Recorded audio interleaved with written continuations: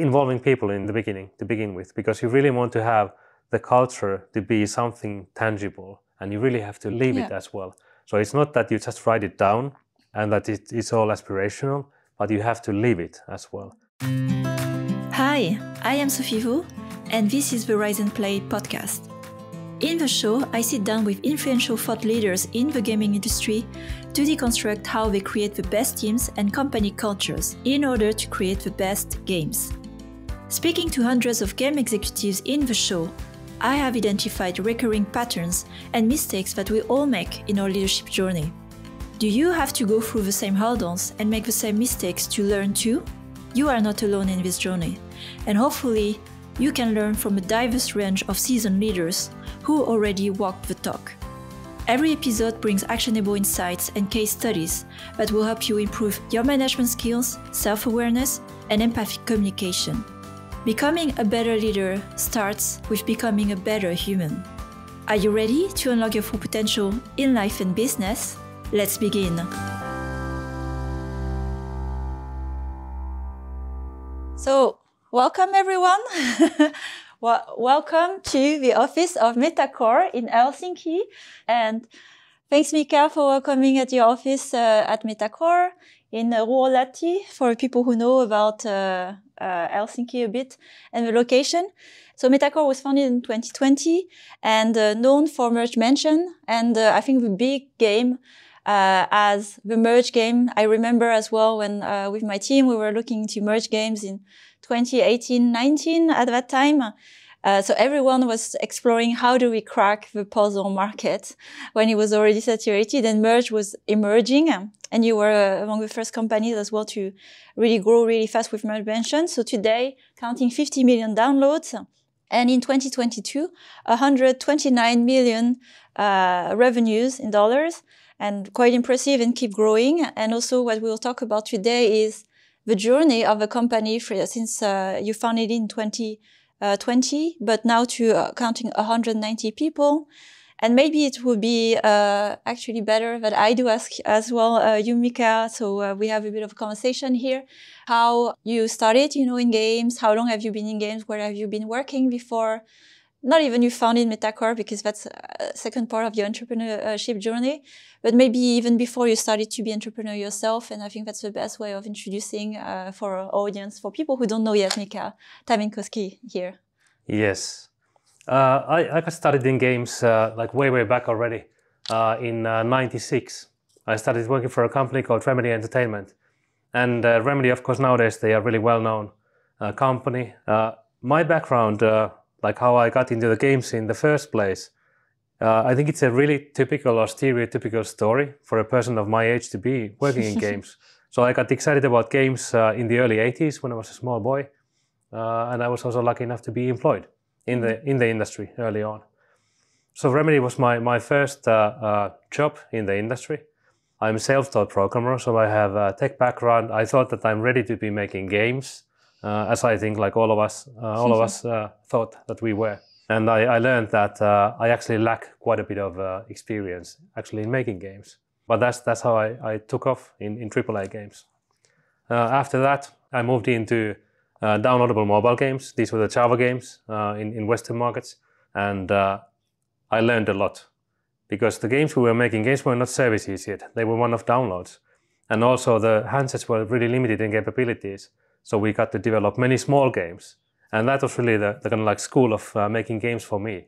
And I also learned about the more casual end of the market, the broader audiences. And I felt that my calling is to be making games for these audiences. And that's been kind of like the foundation of my career in games. And that's when I found the direction that I've been on since then. Mm-hmm.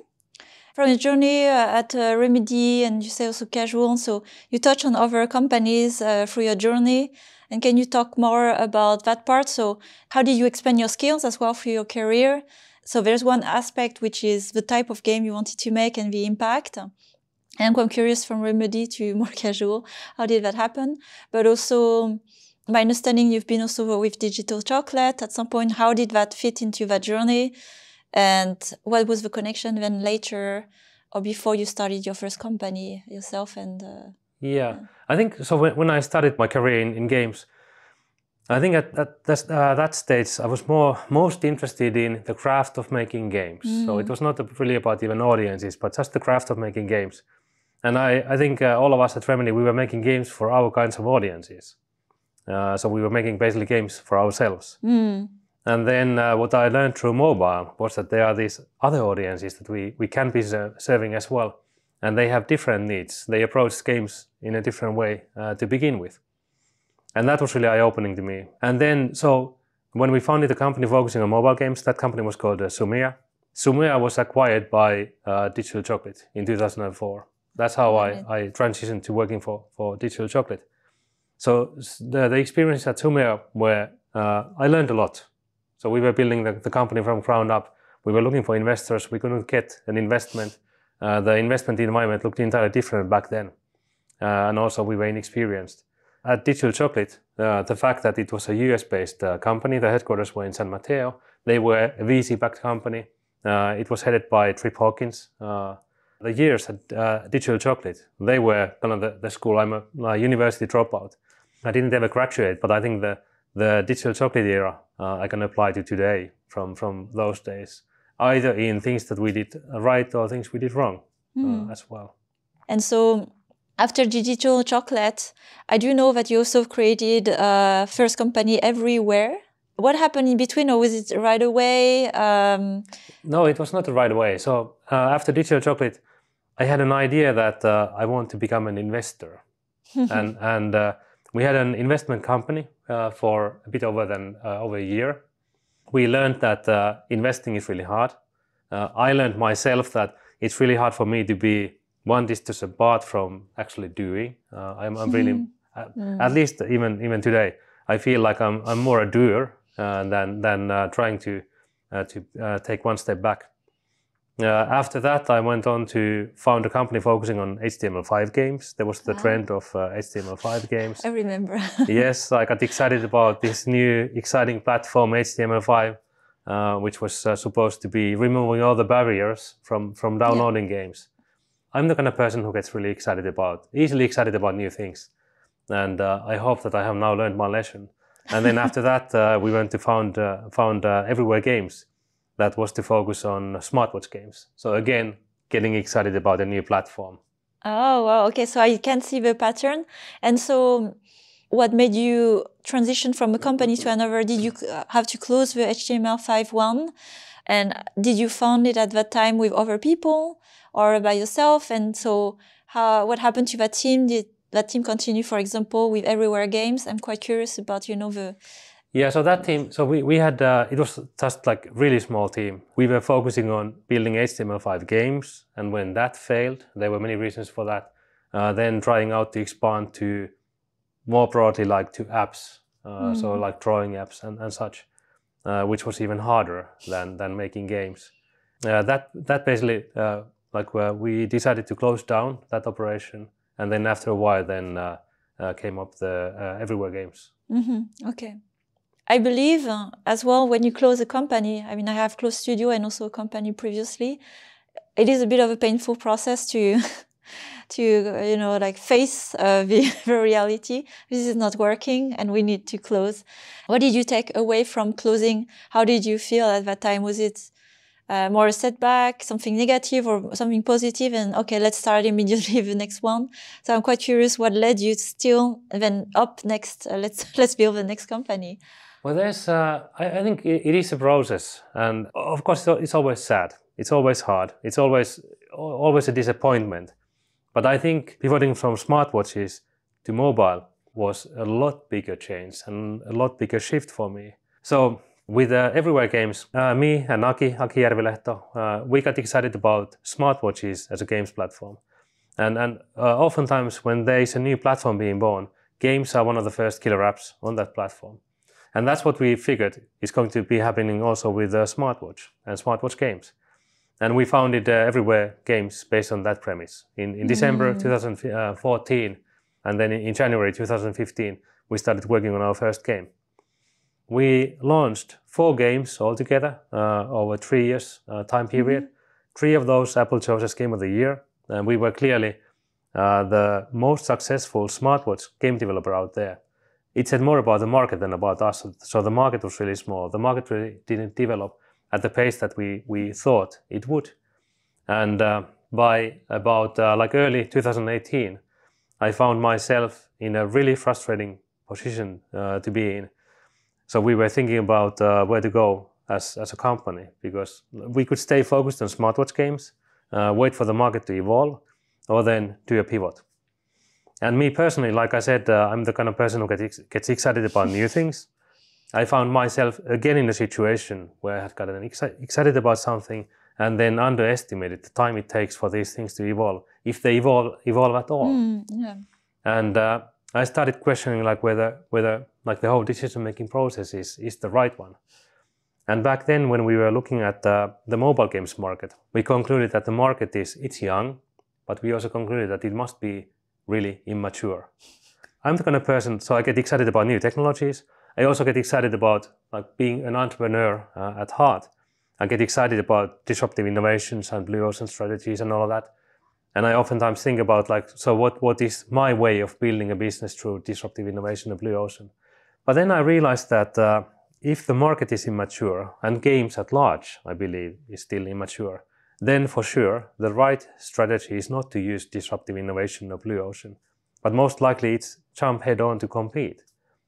And then looking at the mobile games market, I realized that actually most likely the wisest thing would have been to just stick to the market, like ride the wave of it evolving. And that I had been avoiding competition basically the whole of my life, always getting excited about new things. This was a like really big shift in my thinking. And I feel like there are all these failures that I had to do, and then you learn something eventually. Maybe it's just about having a hard head. Like really, I don't think it's not only about one pivotal moment in your life, but it's a continuation of these kind of events that lead you to somewhere. As I understood as well, you pivoted in 2014-15. And that it was the foundation of Metacore, right? Yes. So it never changed in the end. You didn't build another company. No. It just evolved. Yes. I'm quite interested in like that transition because we see just the tip of the iceberg. First, suddenly when everyone was paying attention to Metacore with Merge Mention. But the story, what led to this is also very interesting to me, like exactly from that pivotal moment. So what were the steps that led to Merge Mention, for example? So we did a pivot in 2018. Back then we were still called Everywear Games, and we thought that if anything ever comes out of this, then we'll also rebrand the company. But now we stick to that. It was not the highest priority to rebrand it at that stage. So we realized that the market is most likely immature. We are not really being player focused to begin with. So we thought that we really have to start from the audience to begin with. So we had a habit back then of playing games as a team. We chose one game. We played it for a week and then we discussed it. And this was a way for us to expose ourselves to a wide amount of games, but also to learn about these games ourselves, but also learn how the others see these games. It was a great way to educate ourselves. And one of the games we played in fall of 2017 was Merge Dragons. So one of the first more advanced Merge 3 or Merge 5 based games. We got excited about the mechanics, but we thought that there are many areas where we could improve on, and we could implement it in different ways, based on the UX and based on the scalability and based on content itself, and Merge taking the centerpiece. And then in early 2018, we had an idea for the context of the game already, based on some of the learnings from Merge Dragons that we wanted to do differently. We did think around with the mechanics a bit, but then we jumped into implementation and we did it in a really traditional way to begin with. So we thought that we are targeting mid-core audience. We had like really stereotypical mid-core fantasy in the game. So we built a prototype with the first session in it. We spent about 3 months working on this. So we had a game which could play for about 20 minutes and you could still continue playing after that. But the game, the experience didn't really hold that well because it was only balanced for the first 20 minutes roughly. And then Playtest Cloud was a pretty new service back then. We decided to use Playtest Cloud. So this was our way of testing. So we wanted to get feedback from the audience as early as possible. It was a clear failure. We saw that the mid-core audience, especially that we targeted the game towards, they didn't like the game. It was like two and a half to 3 stars out of 5. And most of the casual players didn't get the game either. But there were some who got really into the game. And we learned that these people, they liked the mechanical side of the game. But from the team perspective, it was not for them. And then we had been testing with Playtest Cloud already. So then we figured that because for casual audience has certain traits. Because we wanted to make a game for casual audience, oftentimes casual players, they like a story for the context of the game. So then we thought that we have to start testing for the premise and theme of the game. And that's what we did using Playtest Cloud. Most of them didn't work at all. The audience, they didn't enjoy those. But then there was one that was made a really, really clear difference. And that was the premise that became then Merge Mansion. Then we refactored the playable game that we had, and we tested that by using Playtest Cloud. And that time we got really great feedback from the audience. So we tested it on casual audience, and they really loved it. We also did test on the mid-core audience, and they also liked it. So it seemed to be really a great fit for these audiences. So that's how Merge Mansion got started. Then we knew that now we have something that we can work on, and we started working on the real game, which then was released in September 2020. Yes, 2 years after, since the moment of really early concept yes, phase. basically 2 years. Yeah. Yes. And it's great to hear the backstory, which is, more discovery, testing process in the dark, and, iterating, filtering, and then putting it together. More than, okay, we had a whole plan and we knew this thing would work, which is rarely the case, right? So it's more of a testing approach, iterating and then launching that is led to what is Merge Mansion. Yes, yes. I do think that there are these visionaries who have great ideas for products or games and who can then implement them and they just work. I'm not that kind of person. And I really believe in the discovery path. So having an idea to begin with, but then not getting stuck on the idea, but being able to navigate the space of creativity and be able to find something that really suits the audience and serves the audience well. Yeah. So there's, I think, an interesting conversation in parallel to make in when you start to have development of a game, something like you said you found, it's like, I have had metaphor where you're in a mine and, you tap on every corner to find something that looks a bit like a gold or a gem.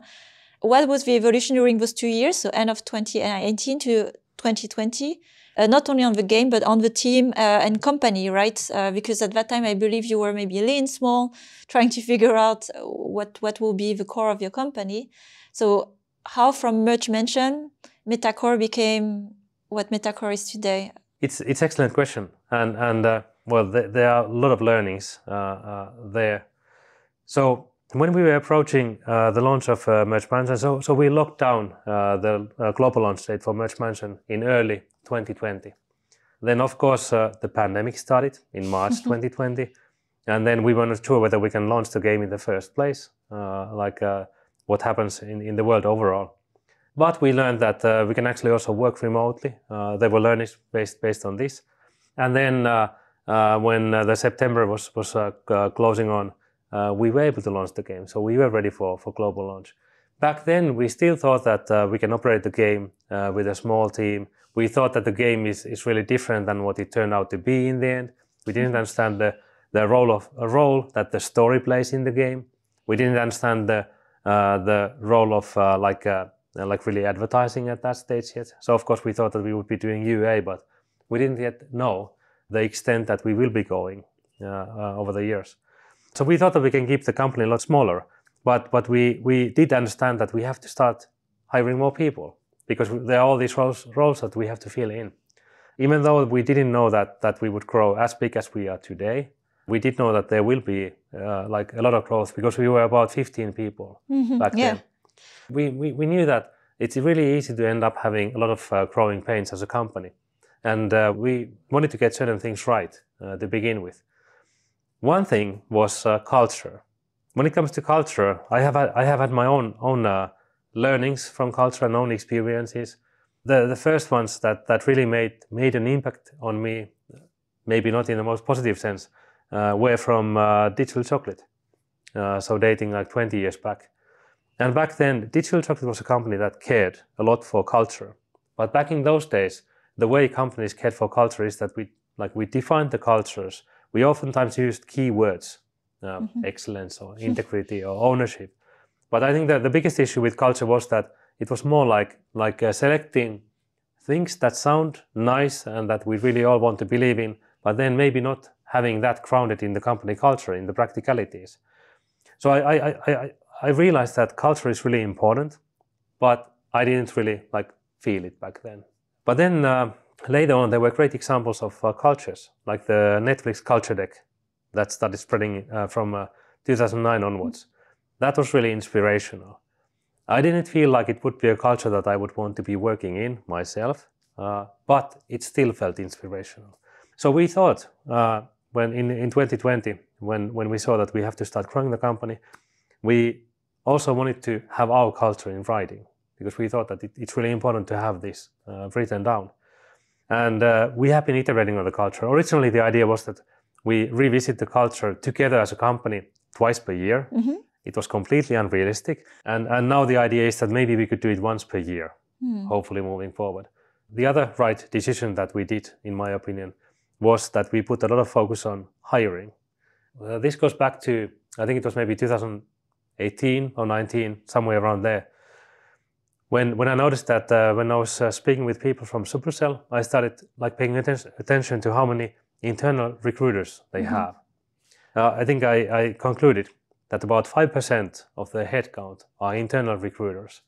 And then I thought that if this is for Supercell, with all their brand, with all their great games and their great culture, if it takes this much work for them to hire people, it must be really, really, really hard for someone like us, for example, without any track record or without any name. So when we started in 2020, when we started looking for a people lead for the company, we wanted to find one with background in recruiting, because I have done my fair share of recruiting, but I realized that I know nothing about recruiting really in the end. And I think that was the right decision to do to begin with.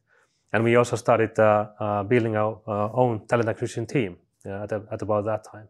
And I think now I understand better the role of talent acquisition team, for example, in the company. It plays a crucial role. It's really important that you have the internal team, that these people are the right ones for the company to begin with.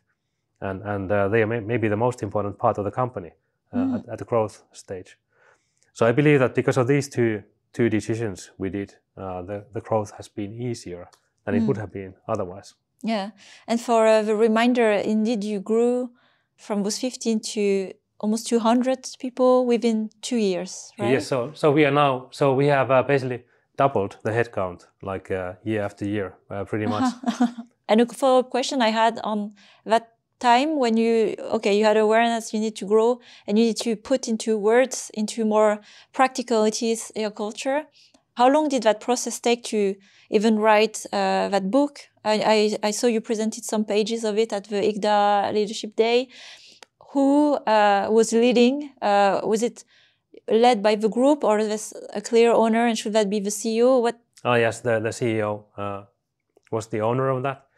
But of course, we interviewed everybody, and we were a lot smaller team back then, so it was still possible to really discuss it through and see what are the important things that people feel in this company. And the first version of that, it actually came quite easily because we were such a small team. And I would say that from cultural point of view, we probably were also quite homogeneous in that sense. So we were really aligned already to begin with. And I think that alignment to begin with is important. Oftentimes when you found companies, even among the co-founders, oftentimes there are some co-founders who feel that actually this is not for me. So that's the period that you find alignment among these people. But it really is important to find it.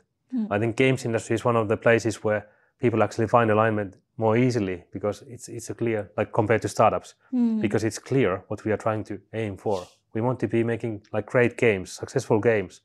There might be differences about the audiences or what kind of games we want to be making. But nevertheless, there is some alignment to begin with. People are really driven to be making these games. Involving people in the beginning to begin with, because you really want to have the culture to be something tangible, and you really have to live it as well. So it's not that you just write it down and that it's all aspirational, but you have to live it as well. And in our case, like the iterations that we have been doing on the culture agreement, we still have the first one available, so anyone can go and read it. And there, many of the things, like you can see that what we have learned. For example, in the first one, we talked about small independent teams. So we still believed, we looked up towards Supercell, and we thought that we can keep our teams small and lean like Supercell does. And then we tried doing that. It didn't work out. We failed. And we concluded that we just have to accept it, that we have to start scaling the team. So then when we got back to the culture agreement and we looked at the small independent teams, so it was clear that we won't be small anymore. We have to have bigger teams, so we have to drop small.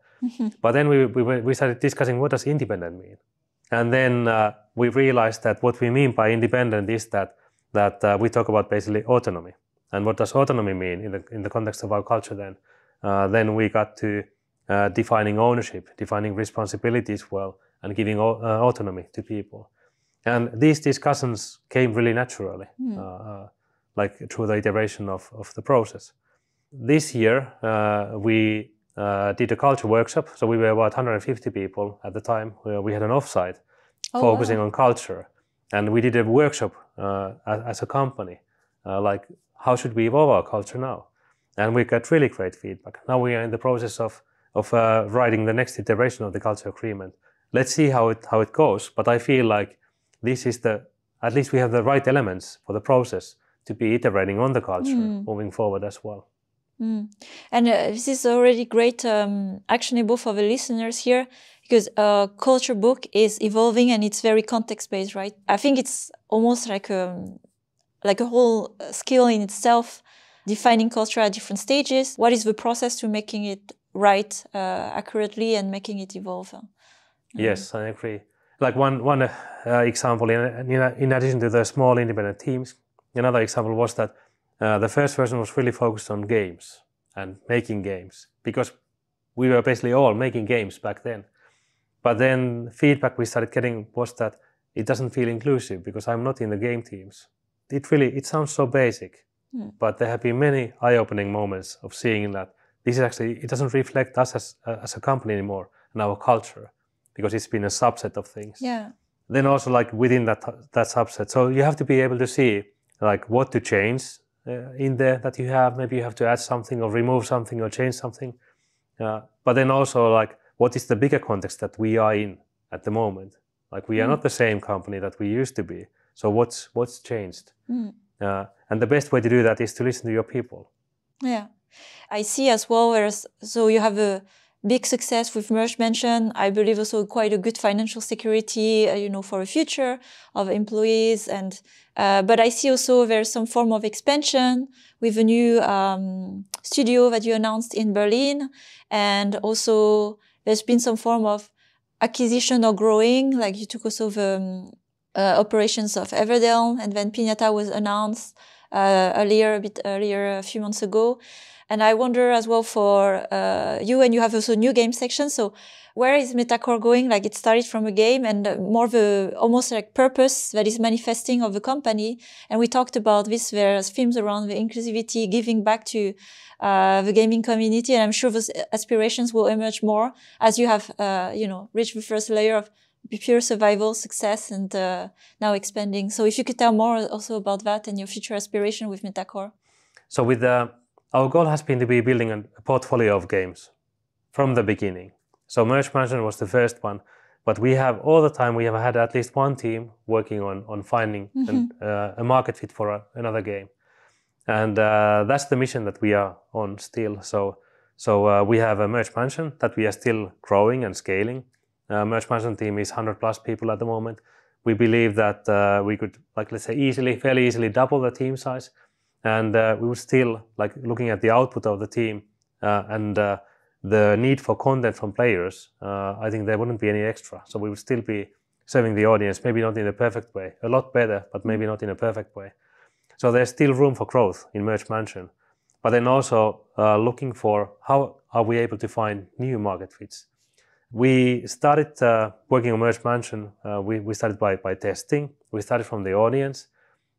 We didn't realize how lucky we were to find a concept that resonated so well with the audience. And now we are putting a lot more effort and focus into testing and finding something that works. We are doing it from ground up in many cases. Everdale is a case of us seeing great traction. We saw that in our view, Supercell found partial market fit for Everdale. They were really onto a gem itself, but they were not able to really polish it, really dig deep into it. And that's what we are trying to do. So we took the game into parts and then we started putting it together in different ways. At the same time testing, like where is the market fit? And that's where we are with that game still. And then we have 2 other teams working on 2 other new concepts. And the basic idea is that we start from an audience and we start testing. We start to understand, form an idea of whether there's a need for this kind of game in the market out there. When it comes to expanding to Berlin, so talent is our biggest bottleneck at the moment. So finding, there are 2 axes basically. So it's kind of like amount of talent, but also then talent in specific disciplines, data being one. Data is a big bottleneck. We need a lot more people to analyze the data we have to form understanding of audiences, product managers, producers, various roles that are more or less a bigger bottleneck for us. And we are expanding to Berlin to tap into the talent pool over there. But then also when we are talking about relocation, so we have been relocating many people to Helsinki to begin with. Now we can offer 2 locations, so either Berlin or Helsinki to relocate to. I'm hoping that we are able to scale faster with this expansion. Some challenges always with scale, which is around the communication. So indeed, as the bigger you grow, the slower to make movement and change, if there are change that needs to happen. It's also a scaling of the skills. So what are the challenges you have also in terms of scaling of skills and even leadership, right? So probably leveling up everyone as you need to grow. So if you could talk more also about those pain points of scaling, which are, I guess, inevitable.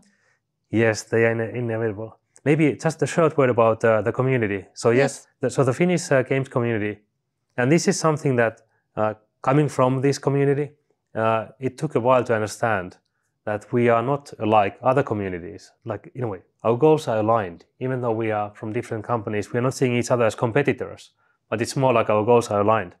But also the other thing is that it's also good for the company longer term. So the bigger and stronger the community is here, the better off we are as well. So I think I hope that there would be 5 big companies in Finland, companies like Supercell, Rovio, and so forth. And then all the small companies as well, because then that would create a great basis for talent to relocate to here as well. So they wouldn't only come to Metacore, for example, but they would become part of this community. But that's a whole different story. I was talk about this for a long time. But then about talent. So I think one thing is that we need more talent, but we already have talent in-house. How do we make sure that everybody is growing? Be it more at being a great programmer or artist, or then being a great leader to begin with. We have to give people tools to really be able to do that. I think we are really only getting started on this. So we began, the idea was that we want everybody to be proactively developing their skills. But then we didn't give enough guidance on how to actually do that. And now we are in the process of fixing that. We have our own training programs. We have different mentors and coaches that you can engage with. We have also been working on defining, for example, what does it mean to be a supervisor at Metacore in our culture, and really crystallizing that, doing trainings on that, and so forth. So, and I think we are far from perfect on this. So there's still a lot of work to be done. We are only scratching the surface. I think it's really easy to underestimate the need to really grow your people as well, to put a lot of focus in that. And that's something I really appreciated, again, when I saw your thoughts at the IGDA event about growing exactly the leadership level, so extending it, and also especially when it comes to culture, how you scale a culture. It's not anymore with one person. And you can also apply it, distribute it over 100 people, but it's through different people who are influencing others. And that doesn't necessarily mean only the leaders, but then this is where the opportunities as you level up many, and in the way, because culture is translated in decision-making, leading, influencing, and so on, building the right system, the resources, the support to grow, internal leaders. So it's great to hear you have mentoring, coach, also defining, crystallizing what is a supervisor. Because a lot of those are implicit definition, and you can make your own definition and act in a very inconsistent way that what is maybe expected of you at Metacore with your own vision, right? So it's great to hear that first you think about it, you're starting about it, and through the same process you learn, you correct, calibrate, and that's it in the end. Yes, and I think it comes down to like really growth mindset. And at last, is there something that I didn't ask for all? Like we touched on a lot of things, and I wish I could ask you more, but at least for today and our listeners to just understand as well, like the real backstory of Metacore. Is there something I didn't ask but I should have asked you today that you'd like to talk about at last? I think we covered the most important parts. Culture, I think the role of talent acquisition. I think the industry being immature, we are really young as an industry. I think like as long as there are people in the industry like I am, like I'm self-taught, I'm really like, I was interested in the craft of making games to begin with. As long as I'm in the industry, we can't call this mature industry to begin with. And I think if you look at other industries to compare to, so I don't accept that. I see a really bright future for games industry. I think that would be a great topic to talk about, but maybe for the next session then. Yeah, and we will have some form of collaboration around that, around the community, elevating the industry and growing up together, because I do see the same and I agree. And I don't think it has anything also to do with the fact that we are not experts in making games. It's an evolving field. What is entertainment? It evolves with humans, and we evolve as society and global society. So the only, I would say, path forward is adapting. So it's the ability to learn, but we can't be experts at what we do forever because things are just changing fast, especially in games. Yes, I agree. Mm-hmm. And I think it's clear, but maybe worth saying out loud as well, that when we talk about games, we have to be inspired. If we are not inspired, we can't do creative work. But the same comes down to like talking about building companies or creating cultures or like whatever. We have to have inspiration, draw inspiration from others, be it more experienced people in the industry or maybe people from other industries or whatever. But we have to draw inspiration from others to really be able to grow. And I think that we can only do together. Yeah. And thanks again, just for the time you made today and for that message. And I can tell you there are so many other entrepreneurs that resonate and founders and companies that resonate with the same belief. We will grow bigger as a group rather than individually, whether as a company or as a person. Thank you. Thanks, Mika, for your time. Thanks for listening to this latest episode of the Rise and Play podcast. I am growing a community of conscious leaders across the industry and beyond. If you want to join this movement, please share the podcast with other conscious leaders because we have so much more we can learn from each other. If you've enjoyed this episode, please follow and rate the show on Spotify or your other favorite podcast platform. It will help other growing leaders to discover the show and benefit from the valuable insights. If you would like to grow rapidly your leadership skills, you can find more insights on riseandplay.io, where you will also find my free masterclass on conscious leadership and other resources that I offer. Have a great week and remember to take care of yourself.